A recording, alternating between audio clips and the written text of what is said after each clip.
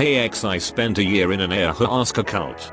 I'm still super fucked up about it, so I figured I'd green text some of my experiences and maybe it'll help me feel better. Feel free to stick around to lurk, ask questions, or roast me endlessly. Where was this cult located and what do you think distinguished it from normal Ayahuasca retreats? My story starts when I was in a relatively good place, all things considered. Me 21, good job that I love, beautiful girlfriend, awesome roommate, men's group that we host once a week at my place. If you only knew how good things really were. Be super into drugs, roommate and I did a ton of LSD, shrooms, you name it. We're super tight, consider him a brother. We'll call him S for future reference. My other friend, he comes to our friend group weekly and another 3 times a week to work out. He is in his 50s and has a son a little younger than me. Met him while I was tripping mad face on LSD. All around super cool dude. It's technically a church. They have locations in dozens of countries all around the world. I'll get into this more later, but all of this happened in the US. What separates it from normal retreats is the control that the church exhibits on its members, the intelligence network of spying they've created, and the sinister nature of the church itself. Again, I'll do my best to get into it all. There's a lot. He starts dating this new girl on and off for a little while. We're all rooting for him because he's just such a great guy and deserves all the happiness in the world. Eventually it comes out that his new girl is a member of this Ayahuasca church. S and I are super curious. We've smoked DMT together but never done Ayahuasca. I mention to E that I'm interested and ask if he can get me out there. He's a little hesitant to talk about it. Says it's not really like a fun thing, it's a religion. Not a big fan of religion, but it seems like they have some good tea time passes. A couple of months he ends up joining the church. S ends up joining before me as well. He's a kiddo teacher, turned out to be part of this church as well. Turns out there's a lot of people we know that are a part of it, but for some reason never mentioned it. Found out later it's an explicit rule to not talk about the church. Ducking creepy, but I don't think too much of it. Actually stoked since now I have multiple avenues to join the church, both S and E. Lab. This is less of a trip report and more of a collection of experiences from my time in the cult. I had dozens of supernatural encounters, but we'll get there when we get there. Everything from astral projection, communication with spirits and otherworldly beings, telepathy, precognition, and so much more. There's so much I just have to take it slowly for now. Anyway, I start to notice changes in S. He's acting more distant towards me and is generally less playful. Before this we would play fight, spar with our different martial art styles, banter, general mid-20s dude stuff. Yes, stops doing it entirely for some reason. I realize now that the church had already been turning him against me, but not because they knew me yet, but because my personality didn't mesh with their teachings. I ask him if he can get me my first cup of tea. He declines. I'm actually hurt and heartbroken. How dare he keep this from me? He explains he'd be responsible for me if he brought me to the church and he doesn't want to handle that quite yet, but he's lying. He doesn't want me there. For some reason he still agrees to take me. I still think about how quickly S changed and how different he used to be. He's getting married to some girl he met in the church soon. Spooky shit, dude. The friend I knew is gone, replaced by someone else. Continued. I wish it was Anon. I really do. S continues to act weird, comes home late from the sessions. Sometimes at like 5 AM. One week he comes home and asks me to move out. It wasn't completely out of nowhere, but I'm still hurt by it. Week of my Aventitio finally arrives. Tell girlfriend all about it on a really nice date night. She's not into drugs but can see I'm excited. She's actually super supportive. Around this same time my ex had been sending me nudes. I hadn't asked for them, but I also didn't tell her to stop. Kept it from my girlfriend. We'll come back to this.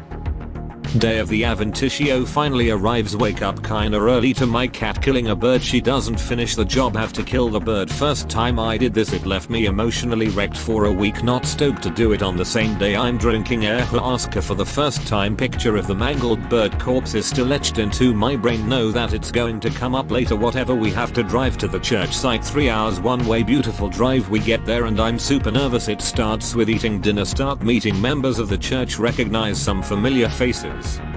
Like my server from last night from the date with my girlfriend. Damn, this church has way more members than I thought. Enjoy dinner. can't really eat much though since I'm so nervous. Time comes, all the church members put on their uniforms, everyone is in green shirts. The dude leading the session is in blue, we all get our tea. But I don't have a lot. Maybe 2 fingers in a small glass, kinda upset that I didn't get more, but oh well. Session starts, the church members are speaking and singing in Portuguese. Continued. Go away, life is a live guy. At first I don't feel anything, but then I start to think about my girlfriend. Get really fucked up that I didn't tell her about my crazy XGF sending me nudes. Strangely the bird thing doesn't come up, not a lot of visuals like I'm used to with DMT, just a strong force of evil that inhabits my body. I vomit violently into the trash can and the kitchen trip stops entirely. You know I kinda want more, ask for more, drink another cup. Q round 2. I have decided to discuss things with my girlfriend, but the tea has bigger plans for me. Totally lays me out. I'm put in the corner to lay down, just me and my water, which I'm drinking to stay hydrated. Visuals and full body out of experience triggered. Enter a time spiral where I can see all my past and future selves. My girlfriend is in the time spiral. In one instance she's pregnant with my child. This whole experience honestly just scares the shit out of me, but there's this optimistic feel to it, like somehow I can overcome the evil force here with me. Eventually I come back to reality. Fell asleep at one point apparently. According to others, session ends with the head of the church telling us how we need to be discreet about our experiences here. Doesn't want us posting about what happened online, kinda like what I'm doing here. I learned later that this was all part of a greater network for control, subversion, and secrecy. This church mostly operates in the shadows and I'm still unsure of how much power they really wield. Continued. Forgot to post this image. It's very similar to what I saw, but with images of myself in the spiral instead of others animals. Anyway, go back home after my Aventitio fucking rocked to my core. Have to make a list of all the things I need to do, one of which is talking with my girlfriend. I explain the situation. My ex being severely mentally ill and thinking this was the best way to get attention. Girlfriend isn't having it, breaks up with me on the spot. Go into work hours reduced, only 2 days a week now. It's not even enough to pay rent. I'm also looking for a new place to live. Suddenly I'm single, almost homeless, and hurting for income. Cults operate by preying on people at their lowest. In my first week of being introduced to this cult, I was suddenly at my lowest in years, so they really got their hooks in me. Keep going to the church. Next session is way more chill, just kind of a nice reflective experience. Not much to write home about, still stressed about life, but everyone in the church is super supportive. Realize that they're like a family here, feel like everything is going to be okay. Sure enough, I land a new job within a week. Yes, lets me stay an extra month. As I wait for a room in a different friend's house to open up, girlfriend comes crying back to me. We give it a month but it still doesn't work out, but at least I got some closure. Move-in date is approaching but I don't have a new job yet. Do a quick run across the state to make some money, net like $1,000 in a few weeks. On the side work things are looking up. Decide that the emotional support from the church has been super helpful. Tea is not so bad either. I'm really enjoying getting to drink it every 2 weeks or so. Yes, he's posting it. Understood. Done beat. It's at this point where I start to notice personality shifts within myself. Friends have said things. I'm quieter, less offensive, maybe even kinder. I start getting these strange compliments about how nice my smile is or how put together I look. Kinda wild looking back on it, but there was definitely some sort of aura shift that occurred. People who were more in touch with the spiritual realm became more attracted to me all of a sudden. I began internalizing the dogma of the church, and it was helping me somehow. Anyway, day arrives that I decide to join the church. I tell the main dude, the mestre representante, the head priest, we'll call him JJ, and I talk a lot. I really like him and he seems to like me as well. We talk about former drug use and he opens up about his days as a crack addict. Whoa, totally crazy hearing the head of the church talk to me about his crack addiction and tells me to be careful what I call into my life once. The only thing I wanted in life was a more consistent crack dealer. When I got it, it almost killed me. Noted, have to wait 2 weeks till the next session to officially join the church. Hyped. Usually I would carpool with others to the church. Since it was a long distance, decide that since it's my special day, I'll go alone, load up my Mustang and take off. There's two main ways to get there. The long way that uses mostly paved road, the short way that cuts off about 2 hours but cuts through the mountain roads. Couldn't take the short path previously because winter mountain road literally not maintained most of the year. Summer now you already know which one I picked. Grew up in the mountains so these roads are NBD. I'm running a little late so I'm going fast. Continued. I'm running a little late so I'm going fast. There's this one hairpin at the top of a hill. I hit that bitch going way too fast. Lose control of my early 2000s sports car. Just kinda ragdoll. Since there's not much I can do as my car flies through the air. Notice my bumper soar across my vision. Well, that's not supposed to happen. Finally come to a rest in the ditch. Car is pointed the opposite direction. I'm totally fine, thank fuck. Get out and assess the damage to flat tires. Belt has come off the engine entirely. No self-service. Road is empty for miles. Last house I saw was a long time ago. Might I mention this is the boonies. The kind of place where people are kind, but they'll reach for their gun when they see a stranger on their property this far out. More than a little nervous to be stranded out here next to a large field, and I have my camping gear so it's not all bad. Mid-June heat sucks so I chill in the shade of my car. I was already late but now I'm probably not gonna make it. Can't. Moya, this better not end with a dinosaur and a sum of currency adding up to $3.50. You arrived just in time, friend. We just got to the fun part. I was already late, but now I'm probably not gonna make it. A couple cars pass but no one is going far enough to get me there. Things are hopeless, but that's not within the teachings of the church to lose hope. I strengthen my resolve. Against all odds, I tell myself that there's a car just around the corner that will take me there. Feel kinda silly, but I throw my willpower into this thought. I hear something. It's a car approaching. They are going where I'm going. They are totally freaked out looking at my smoking car and a rattled young man. Take me to the destination anyway. 90% of the way there I see S driving the opposite direction. Honk. At this car I hop out and thank the kind people for taking me this far.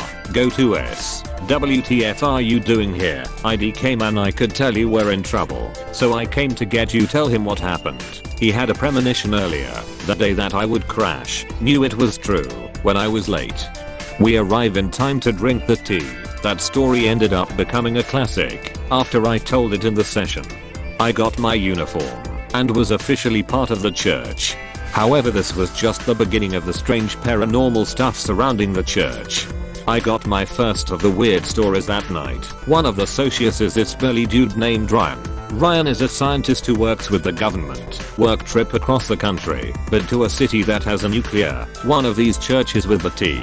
He decides to bring his uniform. At airport security, his bag gets flagged. They claim there's something strange in his bag. Search it thoroughly. Obviously find nothing. They're extremely confused. Ask him about the metal plate in his bag. What metal plate? They show him those ray. Sure enough, there's a bright white rectangle in the middle of his bag, right where his uniform is. His uniform glows on this ray. They have to let him go, since they have nothing. Can't.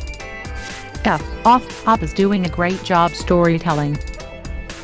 N-word, this isn't for your enjoyment, this is for me to process. S-word. Some more weird stories. They called the trip by this Portuguese name that directly translated to the force. I never really learned to write Portuguese, since I learned it phonetically anyway. These stories all happened while in the force or the Buachara.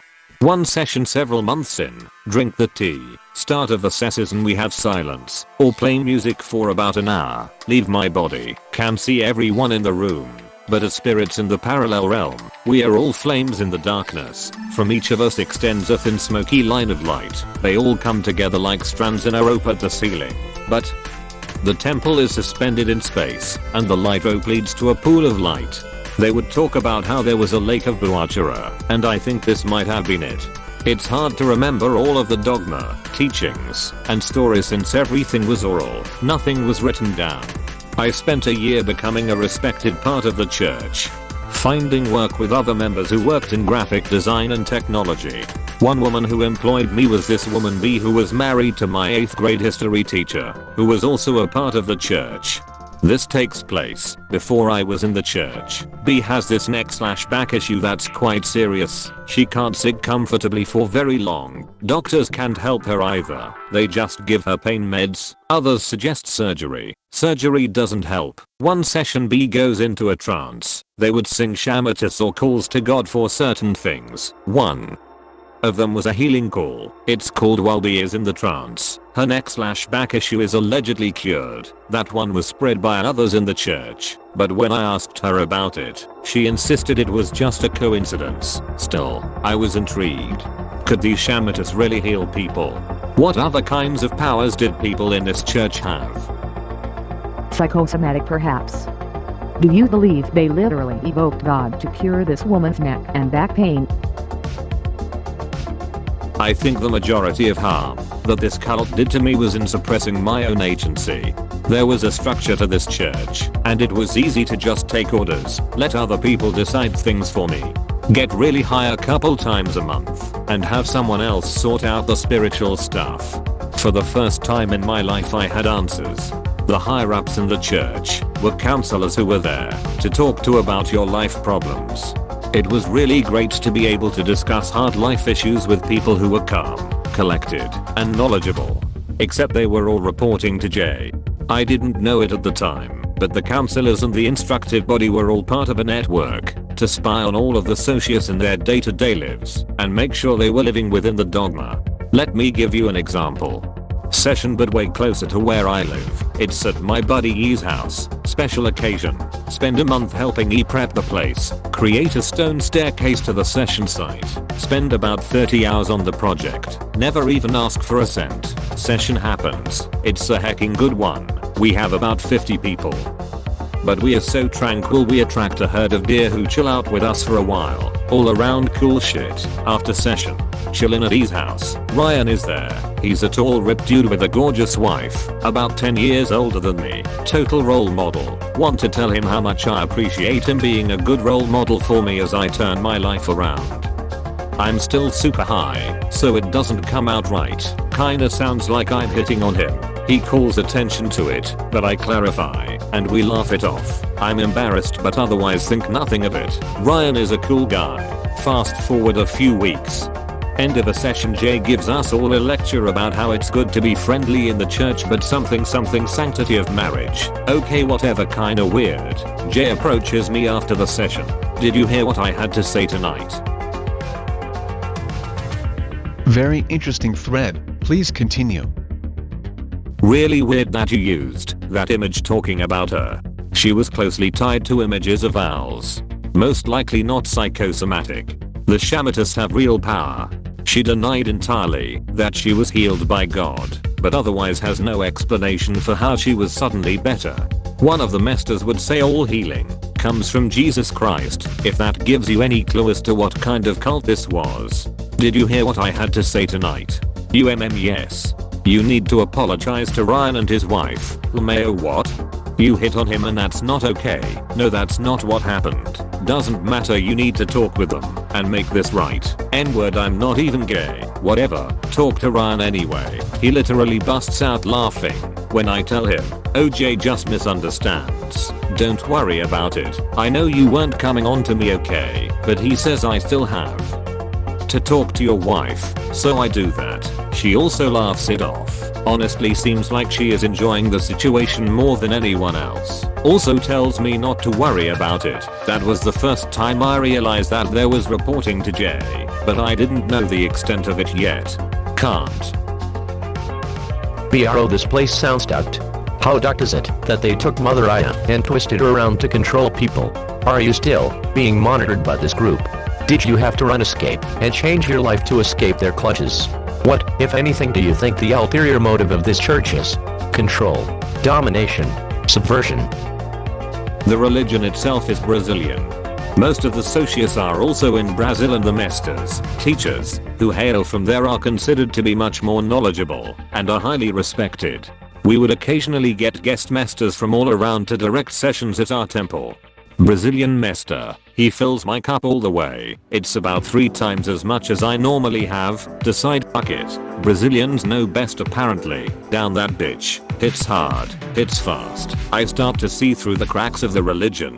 I'm really not supposed to be here. My time in this cult is coming to an end. But I don't know why. Also been grappling with suicide recently. It comes on full force. I can't be in here anymore. Decide to head for the yurt nearby. Tell exactly one person where I'm going. Just gfo. It's a blizzard outside. I can hear the snow falling off the roof of the yurt. Sound while I'm high is distorted too. It makes this otherworldly ZZZZZZZIE sound as it falls off the canvas roof. Honestly pretty cool, but caught me off guard at first, since I was on high alert. Post up next to the heater and wait. Sure enough one of the counselors shows up. Tell him about the suicide. We are both high as fucking giraffe balls.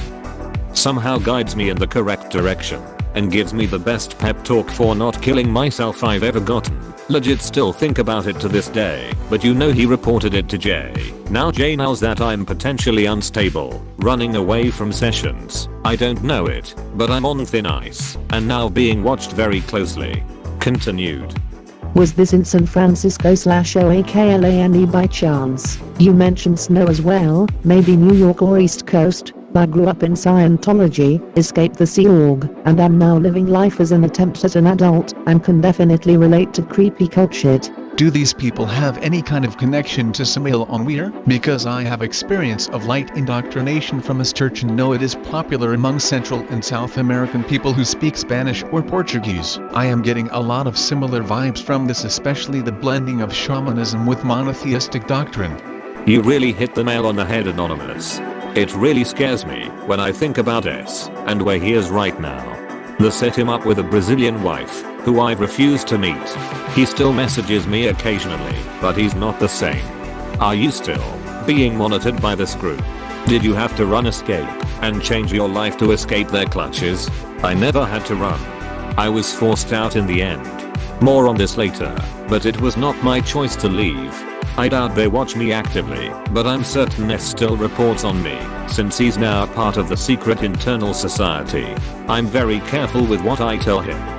26,913,011 thanks Anon. I'm just trying to sort through the mess that these people put me through. 26,913,035 anyway. I'll take a quick interlude to share some more of the life-that-id paranormal stories. Summertime, outdoor session. Sun is shining. Birds are singing.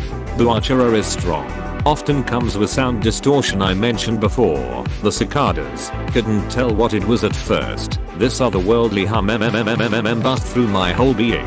Sounded completely alien. Unlike anything I had ever heard before. Like UFO was about to come pick me up from this open field. Eventually realize it's the cicadas and sound distortion. Hardly paranormal, but I still think about that sound. Never heard anything like it since.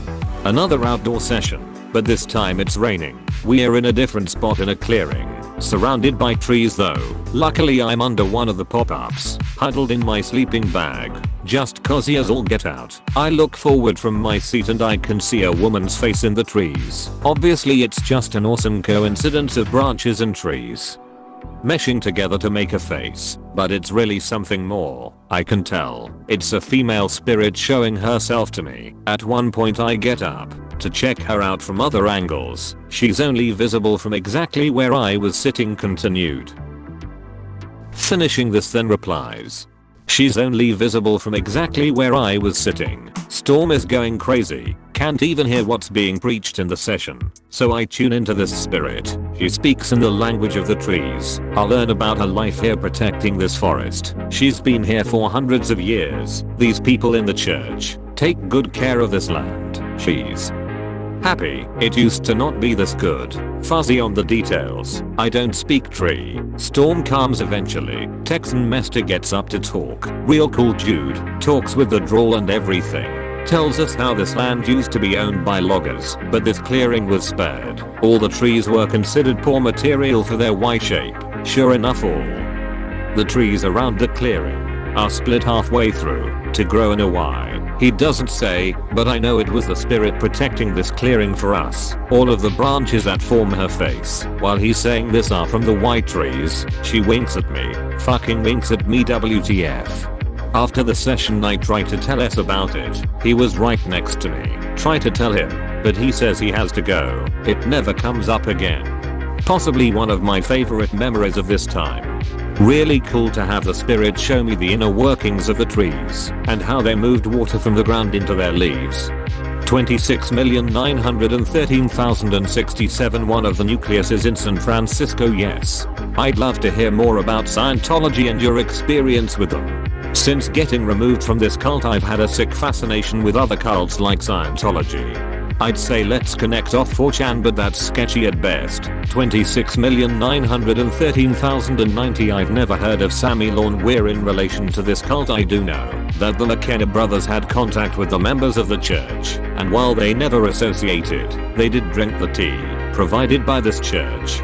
Maybe that's not something Dennis wants me to share, since there were many closely guarded secrets in this church, but there it is. One more lighthearted story, then I'll get back into the dark shit.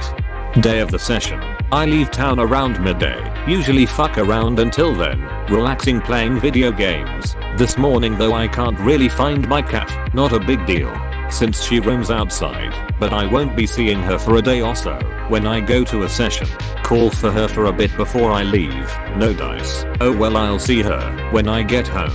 Session time, drink my tea, close my eyes, and I'm no longer in the temple. I'm back home in my gaming chair. Mayo WTF. My cat hops up on my lap. Mittens. My goodness, there you are. Don't you know I was looking for you all morning? Proceed to rub the pussy. Generally stoked I get to hang out with my cat. Get snapped back to the temple by a shamateur. That one was really cool because my cat was in the same spot when I got home. Didn't act like I had been gone all weekend either, so it seems obvious to me that she received the attention. Is this the cult top? Yes.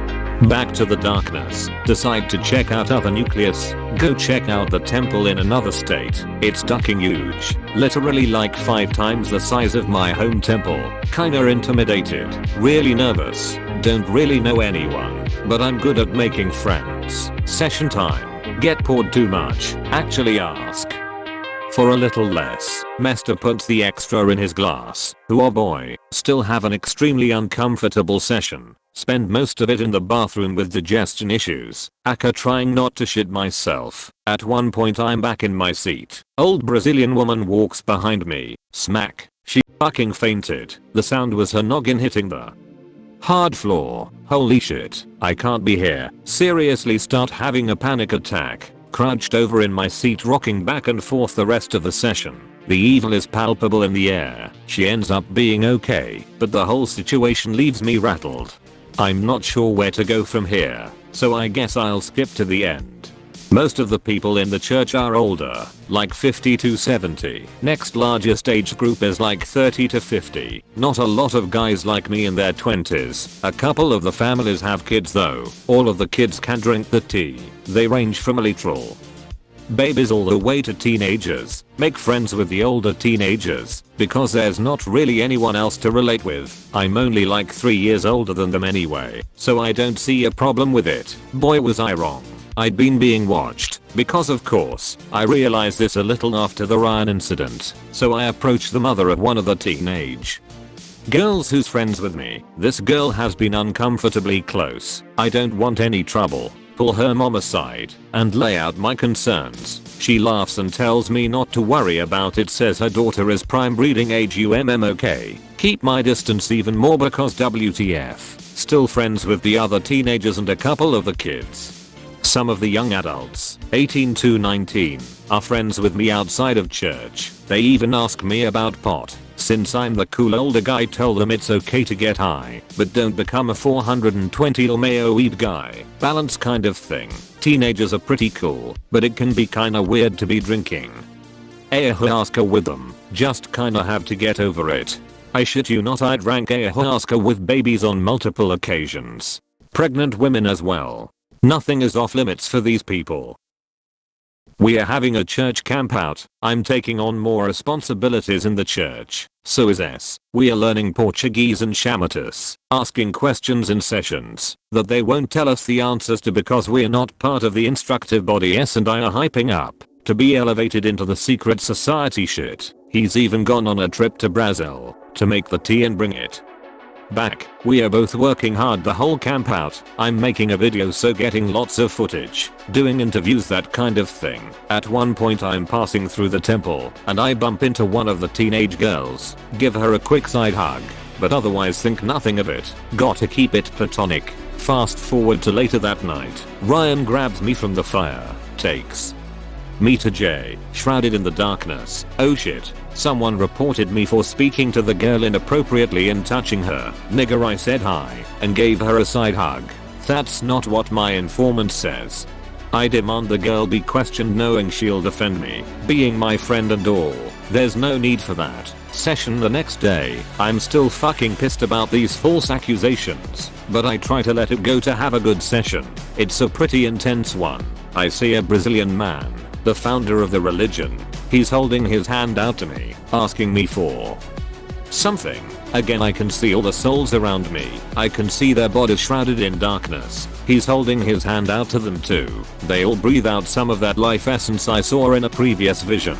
He collects it. He gestures to me. As I have not given him my breath, I hold my breath. He's insistent. I refuse. I'm ripped from this vision and run to the bathroom to vomit. Literally vomit every drop of the tea out. Fucking weird, but I'm still high as shit, so I just go back to sitting down. Arrive just in time for a big announcement. S has been elevated to the secret society. A few of my other friends as well. The people who I'm closest with in the church, but not me. My name is not called. Okay, I guess I'll keep working. Continue to do my duties for the weekend, but leave a little early. Still disgusted by the false accusations, but it doesn't come up again. Fast forward 2 weeks. It's my birthday. Yay. Happy birthday calls start rolling in.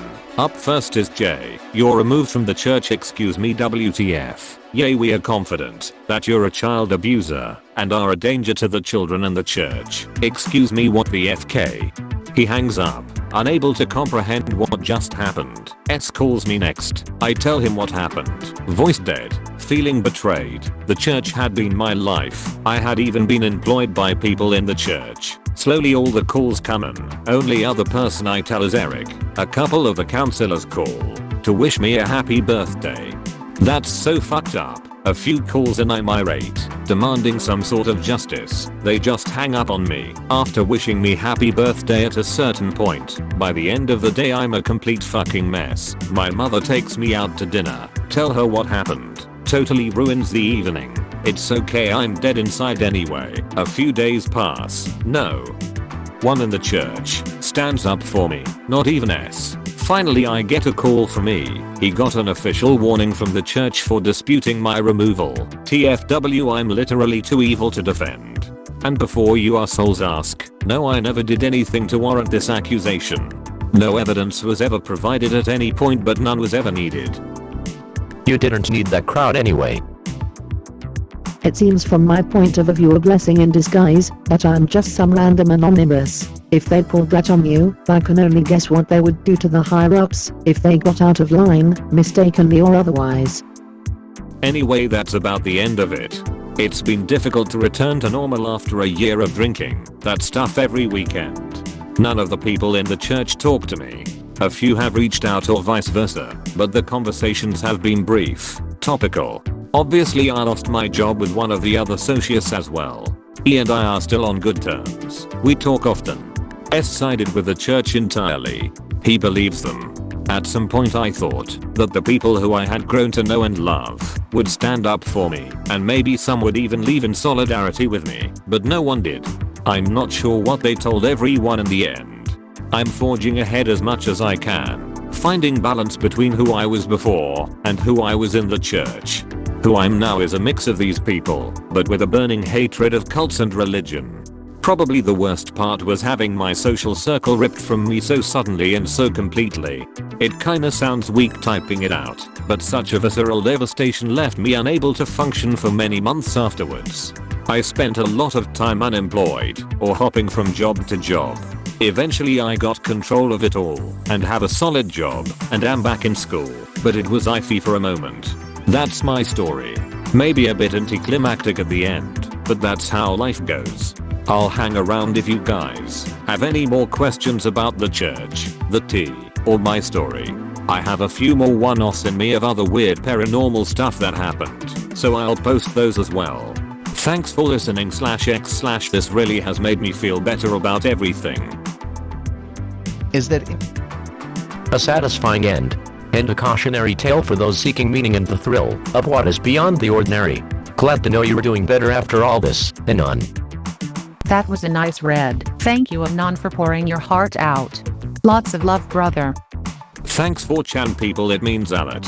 Honestly, I'd love to take it again in a different setting. Unfortunately, the most dangerous parts of the cult are hard to remember, because I've spent so much time mentally blocking them, but they had weird protocol and sayings. Stuff like the headmaster always knew what was happening in the lives of the socialists. Or if someone higher up asked you to do something, you just had to say sim senor and do it. But the most harmful was what I would call toxic positivity. It's exactly what it sounds. Positivity taken all the way to the point where it's dangerous. They teach a bastardized version of Catholicism. But instead of God and Satan, it's the superior force and the other force. They don't even call it the negative force, because using negative words is giving it power. They structure their entire way of speaking around this idea. Think about every slightly negative thing in your life that seems completely innocuous. Deviled eggs. I think you mean angel eggs. Yay, that's the level these people would go to. So I went along with it and it really fucked me up. I effectively suppressed all negative thoughts and emotions for a full year, leading to various violent outbursts, where I would do crazy shit like punch walls. One night I went out to the bars looking for fights and found one. Really fucked a guy up too. Never did that kind of shit before or since. Talk about the breath that you did not give up. Talk about the intricate details that you felt out of place or dark/insidious die. I assume the founder of the religion is dead. What do you think this meant? Was everybody feeding the founder some sort of energy in the afterlife? Did them seeing this happen become the final straw in excommunicating you? Was there a feeling of what might happen if you did feed him the breath of life, as in good, bad, or possibly lose yourself completely to the cult? Thanks for the story, by the way. Portuguese, probably more Brazilian lingo. Oh, I think I know what church you are talking about. They have some places here in Argentina too. You seem like a good person. If you keep living as best you can, I think you'll find yourself again. They sounded like energetic parasites looking to feed off of people. You dodged a bullet, OP. Yep, classic energy parasites. The allegations of child abuse are a classic way of reputation tarnishing for the purpose of kicking a member out. Make your own Ayahuasca, you dumsy.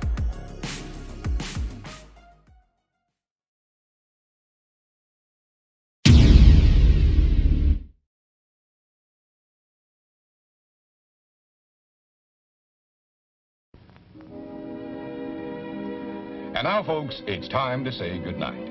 We sincerely appreciate your patronage and hope we've succeeded in bringing you an enjoyable evening of entertainment. Please drive home carefully and come back again soon. Good night.